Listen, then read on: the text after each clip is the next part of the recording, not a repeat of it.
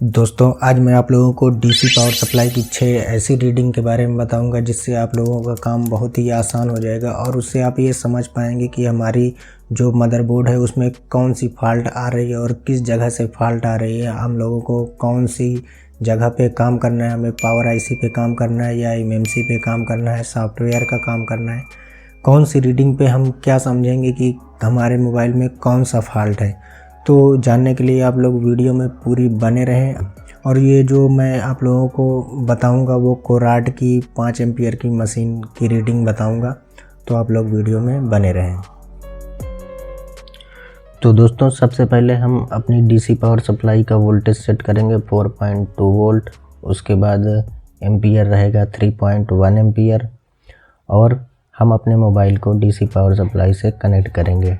DC power supply से connect करने के बाद अगर हमारा वोल्टेज 4.2 स्टक रहता है और एम्पियर 120, 150 और उसके बाद 120, 300, इस तरीके से अगर हमारा वोल्टेज ऊपर नीचे जाता रहता है, यानी कि पावर बटन को छोड़ने के बाद अगर हमारी जो रीडिंग है वो ऊपर नीचे फ्लक्चुएट करती रहती है, तो इसका मतलब है हमारा सेट ऑन है। और उसमें जो प्रॉब्लम होगी या तो फोल्डर की होगी या लाइट की होगी या फिर ग्राफिक की होगी। तो इस कंडीशन में हमें फोल्डर लगा के चेक करना है, लाइट ग्राफिक का सेक्शन चेक करना है।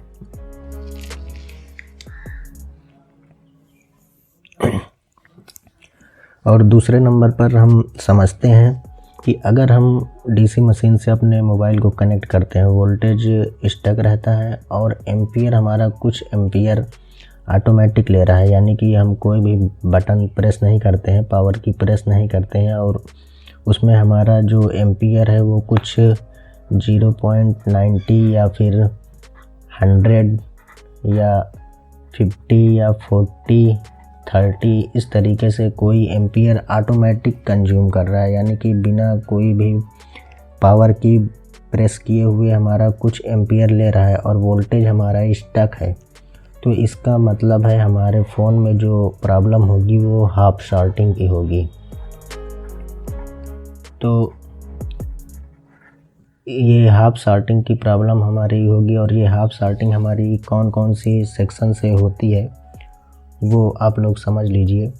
जो भी हाफ शॉर्टिंग हमारी होगी, जहाँ भी हमारी वीबैट की लाइन जाएगी, वीबैट की लाइन जहाँ भी हमारी जाएगी और वीपीएच की लाइन हमारी जहाँ जहाँ भी जाएगी, वो हमारी वहाँ से हाफ शॉर्टिंग हो सकती है।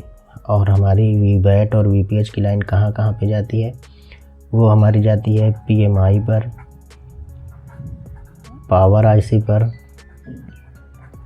और पीएफओ पर। और उसके बाद हमारी जो लाइट ग्राफिक के सेक्शन होते हैं वहाँ पर भी हमारी वीपीएच की लाइन जाती है। और उसके अलावा जो है हमारे जो कैपेसिटर चेक करेंगे, जो भी वीपीएच की लाइन और वीबैट की लाइन पे हमारे जो कैपेसिटर लगे हैं हम उन्हें चेक करेंगे और डायोड चेक करेंगे। तो हमारी जो हाफ शॉर्टिंग है वो कोई कैपेसिटर से हो सकती है या डायोड से हो सकती है। उसके अलावा PMI, power IC, PFO, light और ग्राफिक सेक्शन से हमारी हाफ शॉर्टिंग होती है। अब तीसरे नंबर पे आ जाते हैं। अगर तीसरा नंबर जो है हमारा, ये जो वोल्टेज है, जब हम पावर सप्लाई से अपने मदरबोर्ड को कनेक्ट करते हैं उसके बाद अगर हमारे ये जो वोल्टेज है वो घट जाता है, यानी कि 4.2 की जगह हमारा ऑटोमेटिक 3.1 हो जाता है या 3.2 हो जाता है या फिर 1.1, इस तरीके से रीडिंग ऑटोमेटिक कम हो जाती है। और एम्पियर जो है हमारा वो भी एम्पियर में भी चेंजेस आ जाता है, जैसे कि ये 3.1 की जगह नीचे की तरफ कुछ 1100 या 1200 इस तरीके से, मतलब कि रीडिंग ऑटोमेटिक इसकी भी रीडिंग नीचे की भी और ऊपर वोल्टेज और एम्पियर दोनों की रीडिंग जब चेंज हो जाती है, वोल्टेज और एम्पियर की रीडिंग जब चेंज हो जाती है तो उस जगह पे हमारी जो होती है वो फुल शॉर्ट होती है। जो हमारी मदरबोर्ड होती है वो फुल शॉर्ट होती है। तो ये फुल शॉर्ट हमारा आता कहाँ से है? ये फुल शॉर्ट के लिए भी हमारा जो दूसरे नंबर पे हमने हाफ शॉर्ट के लिए जो ट्रिक आजमाया था, वही जगह से हमारी ये फुल शॉर्ट की भी प्रॉब्लम होगी। तो फुल शॉर्ट में भी हमारा या तो कैपेसिटर कोई ख़राब होगा, या डायोड ख़राब होगा, या हमारी लाइट आईसी, ग्राफिक आईसी से प्रॉब्लम होगी, या फिर वीपीएच लाइन में कोई कैपेसिटर ख़राब हो सकता है, पीएमआई ख़राब हो सकती है, पावर ख़राब हो सकती है, या फिर पीएफओ भी ख़राब हो सकता है। तो फुल शॉर्टिंग में भी हमें इन्हीं लाइन को, जो वीबैट और वीपीएच की लाइन हमारी होती है, उसको ही हमें चेक करना है। और फुल शॉर्टिंग हटाने के लिए हम रोजिन या शॉर्ट किलर का भी यूज कर सकते हैं।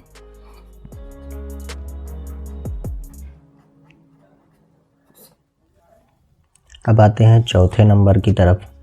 चौथे नंबर में ये है कि जब हम अपने मोबाइल को डीसी पावर सप्लाई से कनेक्ट करते हैं, उसके बाद हमारा जो वोल्टेज 4.2 स्टक रहता है वो सेम रहता है, लेकिन जो हमारा एम्पियर है जो हमने 3.1 सेट किया हुआ है वो 60, 70, 90, 100 इस तरीके से हमारी रीडिंग रुक जाती है। यानी कि जब हम पावर की प्रेस करते हैं, उसके बाद हम पावर की छोड़ भी देते हैं, तब भी हमारी रीडिंग इस रीडिंग पे कहीं अटक रही है।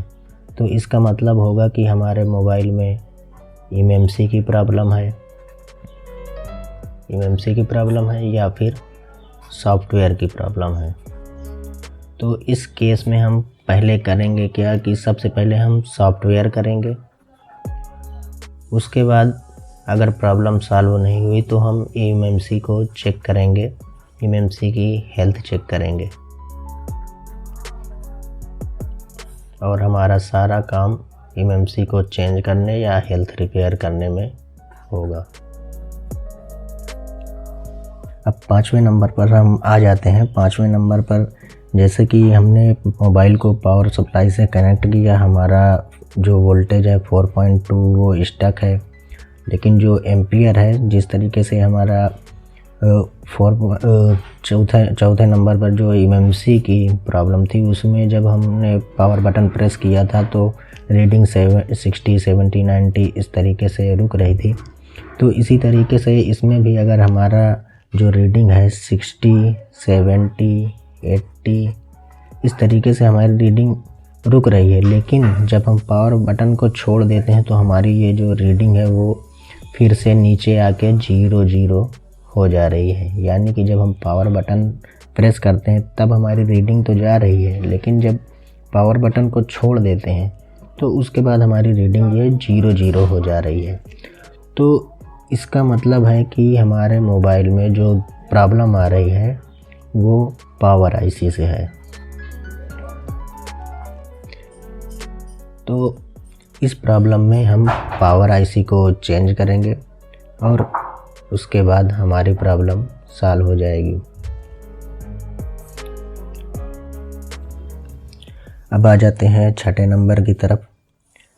छठे नंबर में ये है कि जब हम अपने मोबाइल को पावर सप्लाई से कनेक्ट करते हैं, उसके बाद हमारी जो रीडिंग है वोल्टेज सेम रहता है, और जब हम जो एम्पियर है और मोबाइल को कनेक्ट करते हैं, पावर की प्रेस करते हैं, तो हमारी जो रीडिंग है वो कुछ भी नहीं बढ़ती, यानी कि 0 इस तरीके से हमारी रीडिंग रहती है। यानी कि रीडिंग कुछ भी नहीं बढ़ती, लेकिन हमारा फ़ोन चार्जिंग बता रहा है। यानी कि जब हम चार्जिंग लगा रहे हैं तो हमारा मोबाइल चार्जिंग बता रहा है और चार्जिंग का लोगो आ रहा है। तब हम अपने मोबाइल को समझेंगे कि उसमें पावर स्विच की दिक्कत है, उसमें हम पावर स्विच चेंज करेंगे। यानी कि जब हमारा मोबाइल 0 बता रहा है और चार्जिंग का लोगो आ रहा है, तब हम उसमें पावर स्विच चेंज करेंगे। लेकिन अगर हमारा मोबाइल चार्जिंग नहीं बता रहा, यानी कि जब हम पावर की प्रेस करते हैं तो चार्जिंग नहीं बता रहा है और चार्जिंग नहीं बता रहा है तो उस जगह पे हम समझेंगे कि हमारी प्रॉब्लम या तो बक कॉइल से होगी और हमारी प्रॉब्लम हो सकती है कि VPH की लाइन कहीं से ब्रेक हो, यानी कि VPH की लाइन कहीं से ओपन हो जाती है, कॉइल वगैरह निकल जाती है, तब भी हमारी ये दिक्कत आती है। और उसके बाद हमारी प्रॉब्लम हो सकती है पावर IC से या फिर CPU से। तो दोस्तों, अगर आपको जानकारी अच्छी लगे और आपको कुछ भी सीखने को मिल रहा है तो आप लोग मेरे चैनल को सब्सक्राइब ज़रूर करें और वीडियो को लाइक ज़रूर करें।